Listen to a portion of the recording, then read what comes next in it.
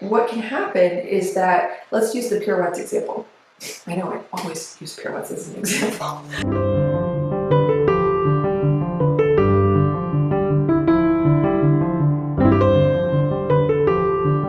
Hey there, my name is Kirsten. Welcome back to the Confident Dancer YouTube channel. If you're not new, if you're new, welcome. Today I'm going to talk about 5 sneaky mindset issues that us dancers often think are just problems with our dancing, our skill level, our technique. It is so important to identify the real root of our challenges that we're facing. Like, what is actually causing us to feel frustrated or stuck in our dancing? What is actually causing us to plateau in our progress or not feel confident or happy with our dancing no matter how hard we try? Once we know the root of the problem, we can find a solution to actually fix it, which will help us to actually move forward in the direction we want. So as a mindset coach for dancers, of course, I really help dancers with the mental side of dance, resolving the things that are holding them back mentally so that they can perform better physically with a happier, healthier mindset. So I'm going to bring that expertise into this video to really help you guys understand if there's something going on beneath the surface for you in your mind that's holding you back in your dancing so that you can find a better solution to it. The first point that I want to make here, and I'm going to reference my notes quite a bit on this video because I want to make sure that I do a good job with it, is that we keep repeating the past if we don't release it. Now, what do I mean by this? This can look like letting past rejections, past negative events or experiences, like let's say if you made a humiliating mistake or you got yelled at by a teacher or you showed up to your first audition and you totally thought you were going to be great and then you show up and everyone else looks better than you. We can have these past unpleasant emotional experiences that if we don't address them and release the emotions or the beliefs we adopted from those experiences, they can continue to show up and hold us back in our present. So let's say you had a past experience that made you not feel good enough. And then that feeling became a belief. It maybe turned from I don't feel good enough to this persistent belief like I don't think I'm good enough deep down. And then that belief becomes a behavior because our beliefs affect the way we think, the way we feel, the way we act, and then the results we get. So the belief of I'm not good enough becomes a behavior. Maybe that behavior is probably subconscious. You probably don't show up to dance class thinking I'm going to decide to not be good enough today and so I'm just not going to try. Like, we don't do that. How this often shows up is in the behavior of, let's say, tensing up, holding back. Like, you know you want to dance more fully, you know you want to put your whole heart into it, no holding back, but let's say like a teacher who intimidates you or a director walks in the room and the second the pressure feels on and you want to prove that you're good enough, you shrink, you stiffen, you hold back. And that then makes it very difficult to dance to your fullest capability. When you're not able to dance to your fullest capability, then it ends up kind of becoming the self-fulfilling prophecy where it's then hard to get the results that you want, like that next role or opportunity that will help you to grow, and then start to disprove that old belief that no, you actually are good enough, you actually are in a great place for you right now, you are making progress. So that's why I think it's so important to really look at where are the areas of your dancing where you see yourself thinking or feeling or behaving in a way that's not serving you, and then ask yourself, what are the beliefs that are supporting those thoughts, feelings, and behaviors? Like, do I really think I'm too far behind? I'm not good enough. I'll never be this, that, or the other. I'm not as good as the other dancers. What beliefs are fueling those experiences, and what past experiences created those beliefs for you? That awareness can be really, really helpful to help you break through those old patterns. And this is something I really am great at working with dancers through understanding what are their beliefs that are affecting them, where did it come from, and actually releasing them, letting go, and adopting empowering belief systems. And that's why I've seen so many dancers I work with really step into a new level of confidence, improving their technique quicker than they've ever seen before, feeling confident, joyful in their dancing. Our belief systems are so important, and our beliefs come from our past experiences. So that's why point number 1, I really wanted to spend good time on it. We'll keep repeating the past if we don't acknowledge and resolve it. The second sneaky mindset issue that could be affecting you in your dancing is that you might have fears that cause you to not have boundaries that then can either create injuries or burnout. Okay, sometimes what I've seen in my experience as a dancer and then also as a coach is that so many times our burnout or our experiences of getting injured, especially with overuse injuries, now this might not be the only factor, but it can be a large contributing factor that sometimes we have these mentalities like, and they're coming from our beliefs. Again, I'm behind. I started late, so I'll always be behind. I'm behind, so I always have to work harder than everyone else. I'm not good enough in some ways, so I really have to keep hustling. That leads to overworking yourself out of fear, not having boundaries with yourself or your body. Like, let's say you're hustling, you're overworking yourself because you want to overcome that fear or that negative view of yourself. But then the overworking causes you to notice pain signals, or your emotions, your mind or body could be sending you signals like, hey, you're tired. Hey, you have to drag yourself to dance every single day and you feel like you're forcing yourself to do it. Or hey, you're having repetitive pain.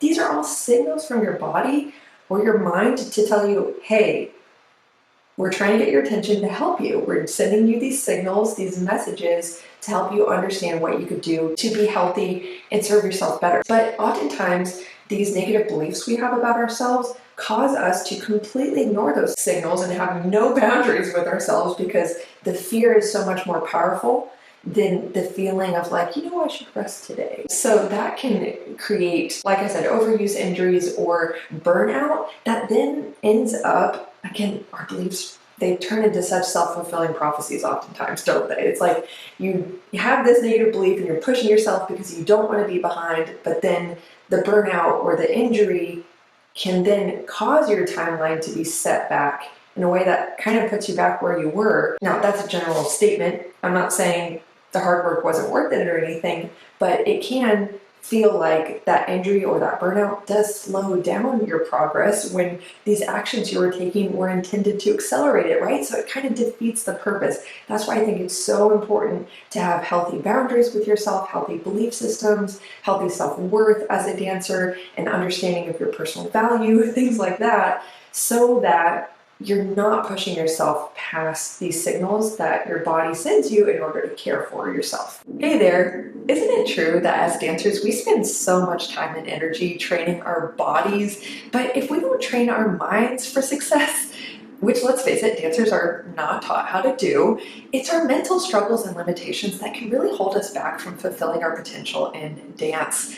And also, as you know, they do happen to suck the joy out of dance, which is great. I'm talking mental struggles like perfectionism, being really critical of yourself, having self-doubt, having performance anxiety, whether that's in the classroom setting, in auditions, or preparing for the stage. Perfectionism, comparison, you name it, you know what it feels like to most likely experience one of these things, and you know how they can affect you. So if you're noticing that you're not quite either having the experience in dance that you want to have or dancing at the level you want, and you're feeling like it's your mind that's holding you back, I want to invite you to join the Confident Dancer Collective. In this uniquely designed group coaching program that is truly one of a kind, you will learn incredibly powerful psychological principles and techniques to help you improve at a speed and in ways that you might not have thought were possible. Learn to perform your personal best consistently by harnessing the power of your mind, and develop a healthy and authentically confident mindset that helps you to feel good in your own skin while you dance. So if you really want to learn these mental tools to help you get to your personal best level as a dancer,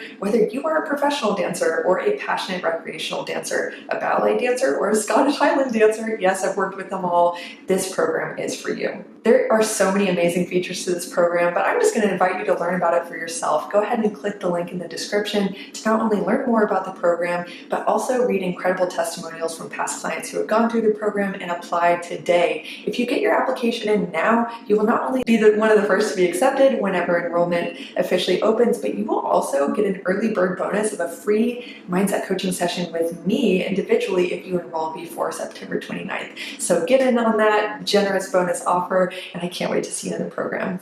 Enjoy the rest of the video. The third mindset issue that affects our dancing is that we often internalize corrections or past experiences that then make us decide we're either not good at something or we can't do something. So then it becomes, again, a self-fulfilling prophecy. So what does this look like? This could look like, and I've worked on this with so many dancers before. A lot of dancers come to me, and one of the things they want to work on is they notice that they have a mental block around something like pirouettes, turns, some sort of difficult movement, or maybe it's like a body image issue. It's something around looking at their body. They feel like they can't get over how they feel about their body and the beliefs they have about it. So what can happen is that, let's use the pirouettes example. I know I always use pirouettes as an example. Comment below if you have other examples for me. Like, it's just such a go-to. I think I might be getting lazy about it. But anyway, what can happen is we can notice that currently when we're taking, let's say if you're a ballet dancer and you're doing ballet class and you're practicing pirouettes, we can notice that anytime we encounter pirouettes in class, we stiffen up, we get stressed, we start to get tense. And that tension is combined with also these thoughts like, okay, I don't want to mess up, I have to do better. You practice, and you're trying to get better at the turns, but the tension and the fear around turns continues to manifest in the same result of not getting much better at them, no matter how many times you try to practice. And that's why this really suggests to me it's a mindset issue, because it's often our beliefs or fears around steps like turns that then cause us to stiffen up, interpret any failed attempt as, look, see proof of the belief that I'm not good enough at turns. And then that frustration can lead you into a downward spiral that not only causes you to stop practicing the turns and creating progress, but it also probably affects the rest of your class and the rest of your day. And it just ends up causing you to point your energy in a direction that's not overall helping you move forward. Now, this is totally understandable. So getting back to the original point, what can happen with this example of pirouettes is when we look back and say, okay, when was the first time you remember not feeling good at pirouettes? Oftentimes, let's say the dancer, like in my own story, I was around probably like 11 or so when dancers in my class were starting to do double pirouettes consistently, and I started to feel like it looks like everyone else is getting this and I'm not. And that can be a root event that causes our little minds to decide, even though it's probably not conscious, I'm not good at this. Ooh, I can't do it. Something like that. And even though we're probably not conscious of that belief forming, it kind of colors how we start to see our turns, how we start to practice, and then it can affect our results. And that one event can turn into another event that then confirms the belief you created in the first event. And it can just become this compilation of evidence in your mind, like, see, I'm not good at this, which again affects the way you feel, the way you think about the thing you're trying to get better at. It affects your actions, your practice, and the effect it has on your actions can affect your results. That's where our mindset can really, really keep us stuck in certain areas of our technique. And when we start to create awareness around that and say, okay, it's not actually that I am forever incompetent at turns or flexibility, whatever. It's just that I've had experiences in my life that made that feel true, and I decided it was true, and then I projected that decision on the rest of my future.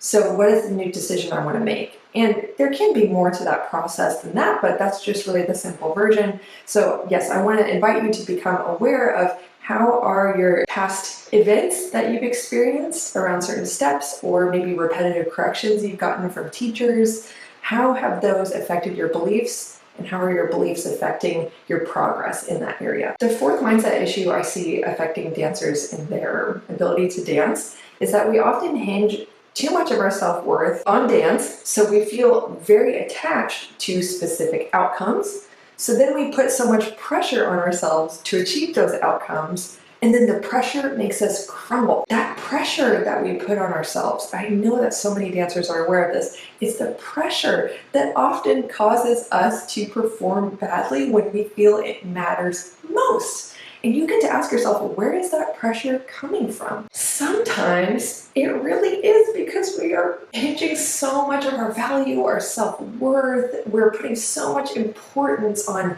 oh my gosh, I need to get to that next level. I have to perform well. I have to get that contract or whatever. And I totally get it. I think it's coming from a good place. Like, you care so much.